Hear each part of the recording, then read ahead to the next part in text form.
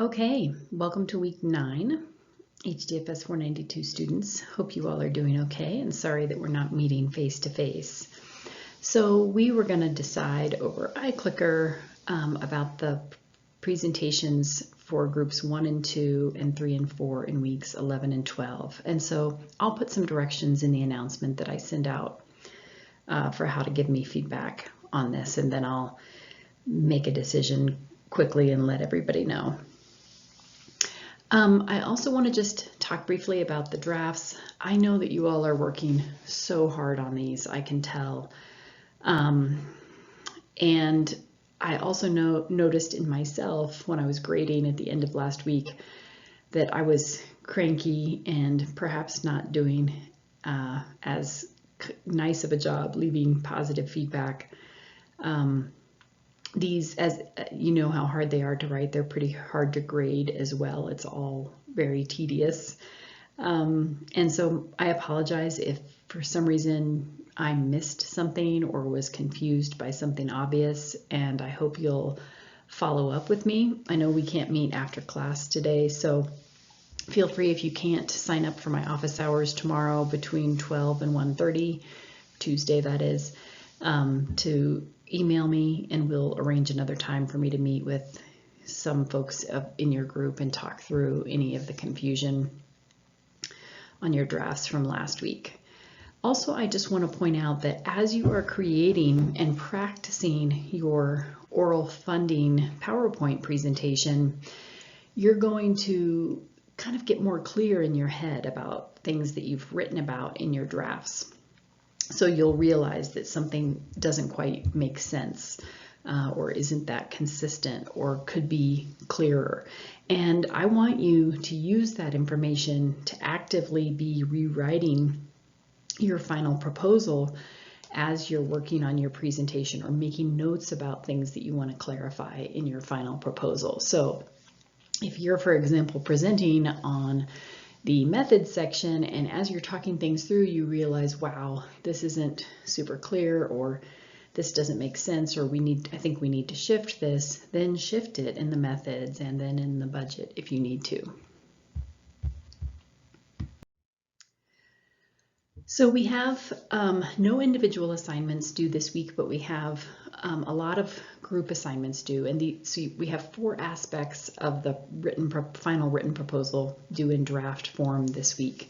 So I'll be talking through the sustainability PowerPoint, sustainability plan PowerPoint, the partnering organization PowerPoint, which is this one, the funder analysis of fit, the cover page, and then if you're in groups 1 and 2, your draft presentation materials are due, both the funding PowerPoint and the program materials. And those drop boxes, those assignment drop boxes on Canvas, have quite a bit of detailed information in them. So hopefully you're checking those out and then reaching out to me if you have any questions. Okay, here's our 12 proposal sections again, and we're on to the very last things. And I realized that in previous PowerPoints I didn't have partnering organizations and sustainability plan in the correct order that the final proposal is presented. So I'll put a copy of this in the final proposal Dropbox so that you know the order as you're putting together all of your proposal sections. But basically, as you can see here, partnering organizations and sustainability plan come before evaluation and budget. Cover page is the first, even though it's the last thing that we talk about, and the funder analysis of fit is not a formal part of grant proposals. It's required for this class, and so it's in an appendix along with your reference list. Okay, so let's get more into partnering organizations. So first, why do you need partnering organizations? And again, this is a very short section, often just 1 paragraph, but this is basically, in some ways, signaling to your funder that you're entrenched and connected in the community, and that you know who your community partners are, you know, the other organizations that serve your population, work with your problem, or can help you in your organization. And so you're kind of mentioning some of these here in this proposal. So the requirements of this section are that first you describe who manages your evidence-based program, and I'll explain that more, and that you also describe at least one additional local community organization that's providing you with referrals, resources, and or personnel, and we'll talk through all of that. Again, this has to be very consistent with the methods and the budget section, which I'll explain. You're again going for very concise writing. A very short paragraph is appropriate, although it could be a little bit longer. Okay, so here's the 4 types of partnerships that you will be potentially writing about. Referrals from other local organizations, resources from other local organizations, personnel from other agencies or schools in your community, and then the organization that supports your evidence-based program. So if, for example, in your proposal, you're going to say that the food bank is going to donate meals to your program, do you really need to ask them? Like, are they going to donate for your hypothetical program? And you don't for this class, but in real life, if you were going to be listing the food bank, like Campus Connections does, as providing food, then you would want to get a letter of intent or support from them that you would submit with your written grant proposal. So let's talk through the 4 areas. Again, the first one is referrals. So who in the local community is helping to market or refer to your program?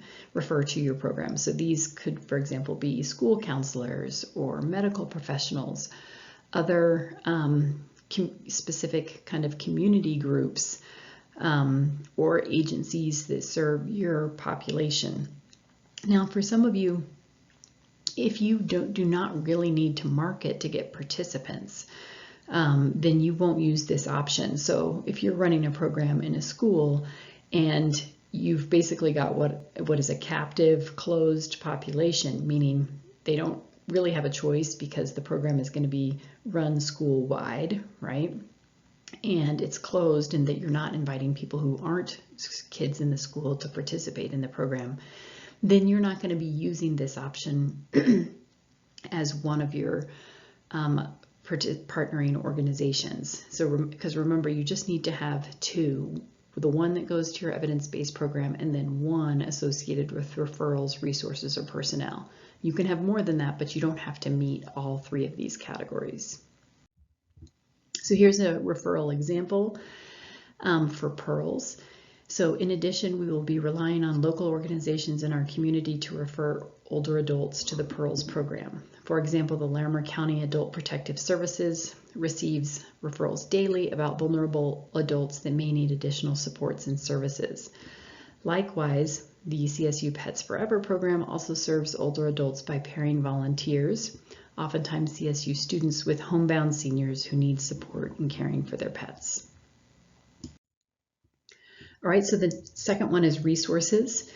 And oftentimes these are in-kind donations, but sometimes they are for a fee. And so this might be that you're getting space from another place in the community. Again, you're getting food, you're getting maybe materials like books, or you're getting transportation, maybe bus passes donated or something like that. And again, most of the time this is donated, but some local organizations might charge you or might charge you a reduced rate. In either way, it could still be listed as a partnering organization that's providing resources. You wouldn't, for example, if you were buying your school supplies on Amazon, list them as a partnering organization, or if you're just going to Walmart to get supplies, you don't need to list them as a partnering organization. So this is more for organizations that are potentially donating or reducing your fee or kind of working with you in this endeavor, need to kind of be aware of your grant proposal. And so again, this is where we'll talk about this again. You're going to be making sure that this is consistent with your budget. So if you're saying that the food bank is donating food for an in-kind or a reduced fee, then you're going to be making sure that that's listed in your budget as well. If you say you're you're obtaining space from another organization and they're donating it, then you want to list that as an in-kind donation in your budget. So here's an example of resources. The For Kids of Broward County is an organization with multiple facilities that provide children and young adults with secure refuge. More specifically, the Palm Beach and Fort Lauderdale facilities will be providing space for our service providers to meet with clients when a location outside of school or home is necessary. Sharing space with For Kids will also enable a coordination of care in the instances that the foster youth apart from the Life Sets program do not have a safe place to stay overnight. Okay, and so then now we're on to personnel, the third category. And so what other organizations are potentially providing you with people power, right? So most often this is in the form of like interns and volunteers. And oftentimes those interns are from your local college or university. So here in Fort Collins, that's CSU. It could also be a place where you're obtaining kind of expert guest speakers or program evaluators. So here's a personnel example. In order to inform older adults in our area about the Pearls program, we will be asking a student from the CSU Department of Marketing to develop a series of flyers and promotional materials. This person could be an intern or a volunteer, kind of depends on how many hours, right? The intern will work with our program director to distribute these flyers to multiple organizations in the community that serve older adults.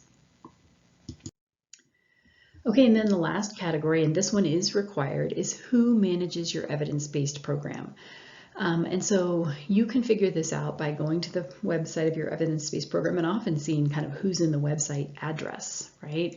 Or clicking on the About button will give you information or what is kind of in the headlines on your evidence-based program. So sometimes it's a private company, sometimes it's a university, or sometimes it's a larger nonprofit organization. It might be similarly named to your evidence-based program, or it might be very different. So here's an example here for Pearls. Our primary partner in our project will be the University of Washington Health Promotion Center, which currently oversees the Pearls program. The Pearls program was developed via collaboration between the Seattle King County Aging and Disability Services Office and researchers at the University of Washington in the late 1990s. Since that time, UW has been actively involved in the management, evaluation, and distribution of the program across the country.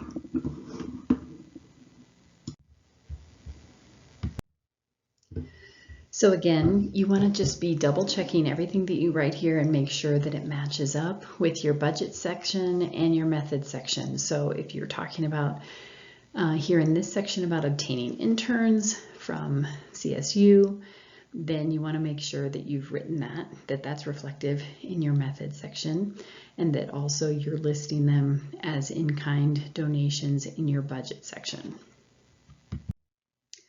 So again, I can't emphasize enough that the course workbook provides very detailed information and examples on all sections. You'll want to have your methods and budget sections out. You may be wanting to have your agency investigation worksheets out if you've gathered information from who else they partner with in the community, because then you could be listing those organizations as sources of referrals. The proposal checklist, and again, in some cases, the sample proposals.